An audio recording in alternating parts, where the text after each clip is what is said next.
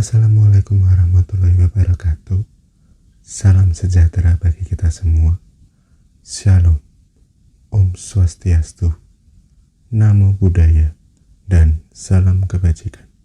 Halo teman ujian, hari ini kita akan membahas soal TIU CPNS dan TKD atau TPA di BUMN di bagian verbal, khususnya di antonim part kedua.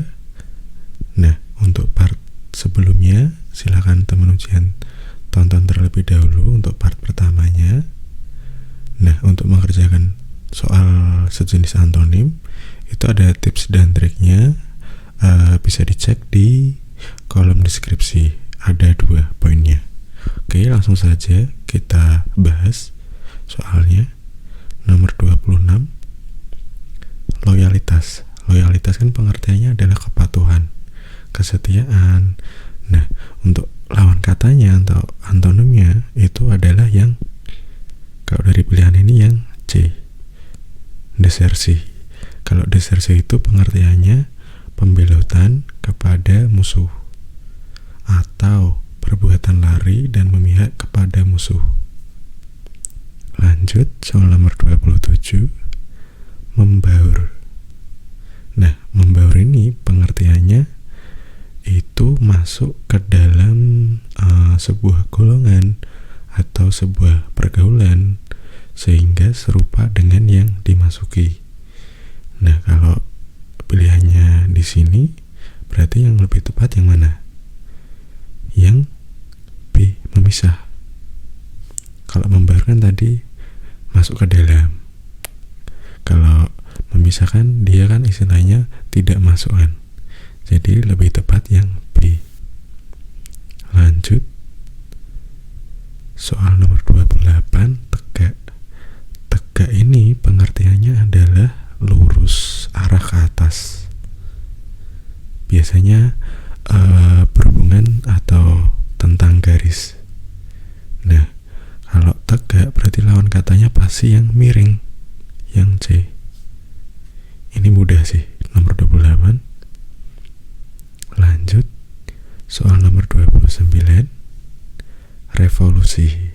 Nah, revolusi itu pengertiannya adalah perubahan yang cukup mendasar dalam suatu hal atau bidang.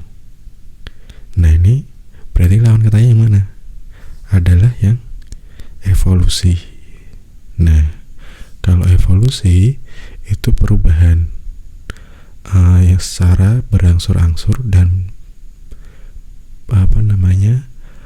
perlahan-lahan demi sedikit. Berarti jawabannya yang D ya, evolusi. Tadi kan revolusi, revolusi itu perubahan mendasar dalam suatu bidang, sedangkan evolusi itu perubahan perlahan-lahan. Oke, lanjut soal nomor 30, separasi. Separasi ini pengertiannya adalah pemisahan. Berarti kalau pemisahan lawan katanya penyatuan, yang E. Ini gampang. Lanjut, 31, bebal. Bebal itu pengertiannya sukar dimengerti atau tidak cepat menanggapi sesuatu. Berarti lawan katanya yang E, pandai.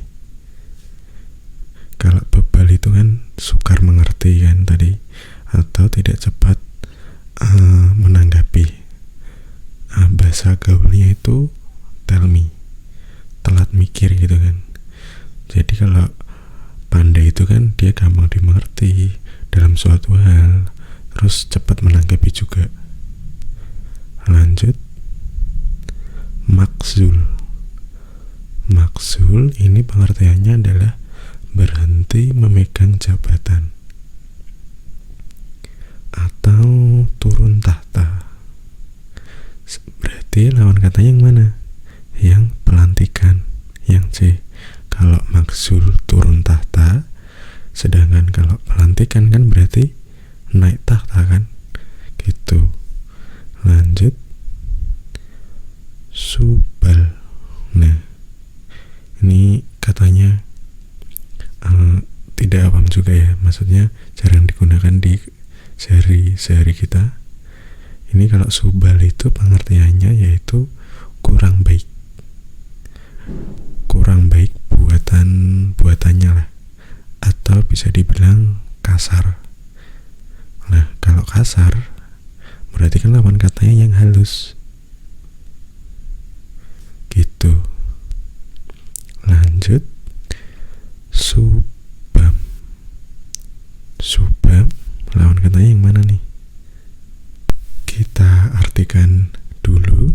Kalau subam kan suram atau tidak berkilauan dalam hal, contohnya di dalam logam gitu kan, dia tidak berkilauan atau kusem. Nah, kalau kusem itu lawan katanya yang cerah, gitu. Biasakan itu saya kalau mengerjakan soal antonim, saya cari pengertiannya terlebih dahulu, baru saya lawan katakan. Tapi ingat, teman ujian harus tetap fokus karena kan ini kita mengerjakan soal antonim. Lanjut, partisan. Nah, partisan ini pengertiannya itu pengikut partai atau golongan atau paham tertentu. Berarti kalau partisan tadi pengikut partai, lawan katanya yang netral. Nah, netral kan dia tidak ikut manaj, dia tidak ikut golongan atau paham tertentu. Lanjut, sada'ah. Sada'ah apa nih lawan katanya? Nah, kalau sada'ah itu kan pengertiannya kebahagiaan, atau bisa dibilang yang berbahagia. Nah, kalau berhubungan dengan berbahagia berarti lawan katanya yang sedih, yang A. Lanjut, su'a. Su'a itu pengertiannya bertemu atau berjumpa. Nah, kalau bertemu berarti lawan katanya yang mana? Yang pisah, yang C. Lanjut, krusial. Krusial apa nih lawan katanya teman ujian? Lawan katanya yang B. Ini gampang, kalau krusial kan istilahnya gawat atau genting kan, dalam kondisi darurat biasanya. Nah, berarti kalau pengertiannya krusial tadi gawat atau genting, berarti lawan katanya yang sepele, menyepelekan biasanya. Oke, lanjut soal nomor 39, bineka. Nah, bineka itu pengertiannya beraneka ragam.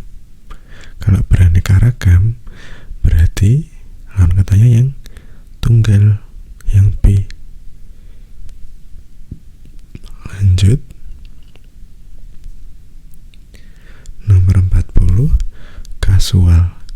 Nah, kasual itu pengertiannya itu gampangnya sederhana. Berarti lawan katanya yang mana?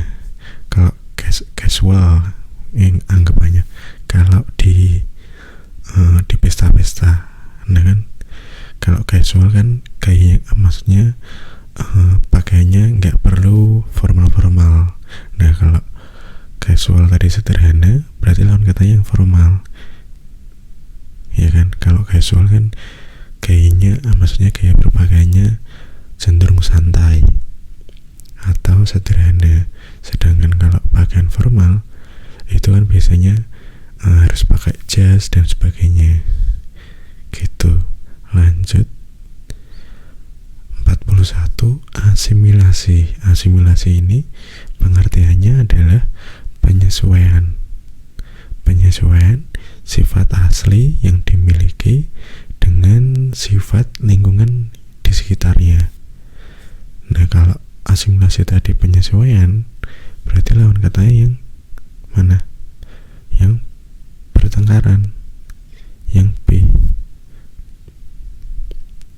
ini maaf typo, ini harusnya B, pertengkaran. Oke, berarti asimilasi lawan katanya yang pertengkaran. Lanjut, esoteris. Nah ini katanya juga jarang digunakan juga di kehidupan sehari-hari. Kalau esoteris itu bersifat khusus. Bersifat khusus berarti lawan katanya yang mana? Bersifat umum dong.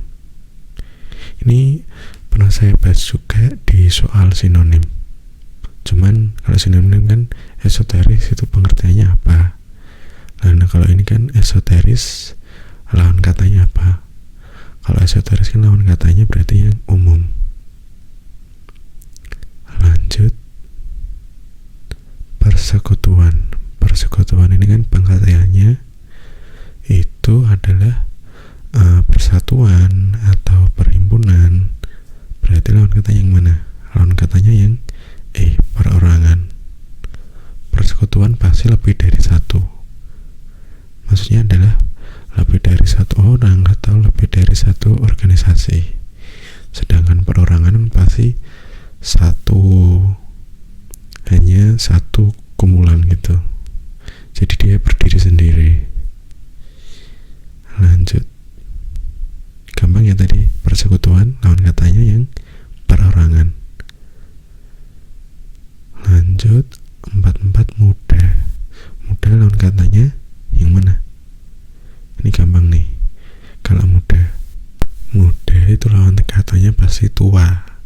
Nah tua kan gak ada di pilihan nih, gak ada kan A, B, C, D, gak ada. Nah mungkin kita jarang menggunakan juga. Tua itu sebenarnya pengertiannya sama dengan Wreda. Jadi muda itu lawan katanya Wreda. Wreda itu pengertiannya sama juga, tua atau senior atau sudah banyak berpengalaman. Lanjut, 45 autentik. Autentik itu kan dapat dipercaya atau asli atau sah. Berarti lawan katanya yang palsu. Autentik kan anggapannya adalah originalitas, ya kan? Berarti lawan katanya yang palsu kan? Ini gampang. 46 melankolis. Nah melankolis ini di dalam psikologi itu kan ada kan karakter melankolis. Nah melankolis ini biasanya kan cenderung pendiam, murung gitu, sedih. Berarti lawan katanya yang mana? Yang ceria.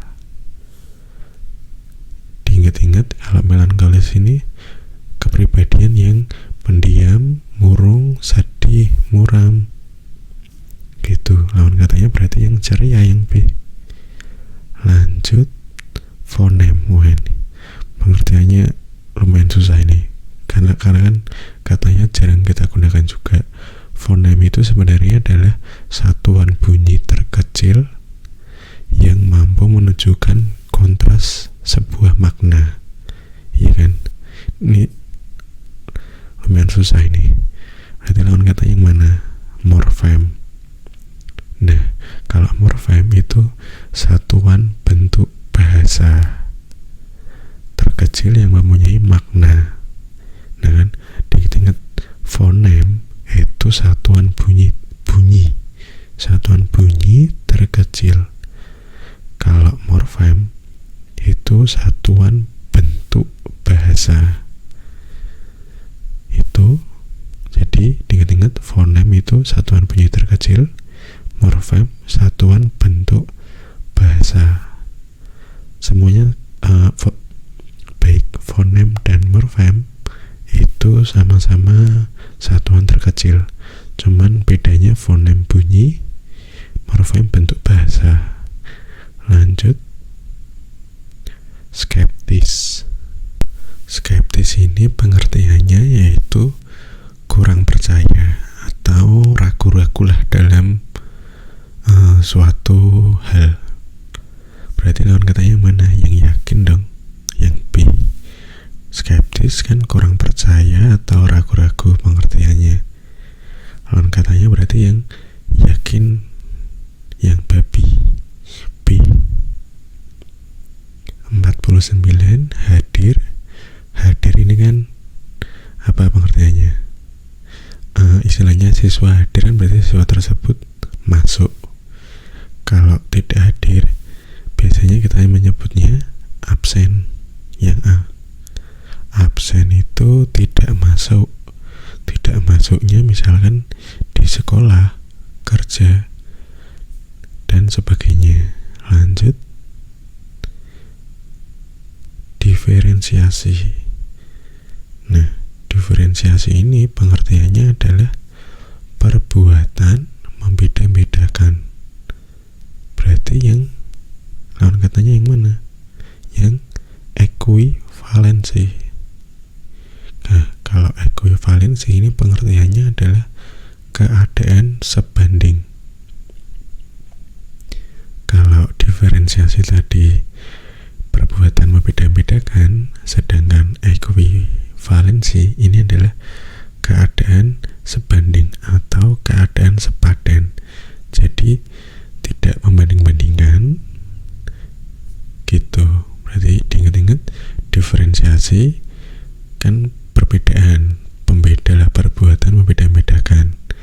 Ekuivalensi dia keadaannya sebanding atau bisa dikatakan keadaannya itu sepadan.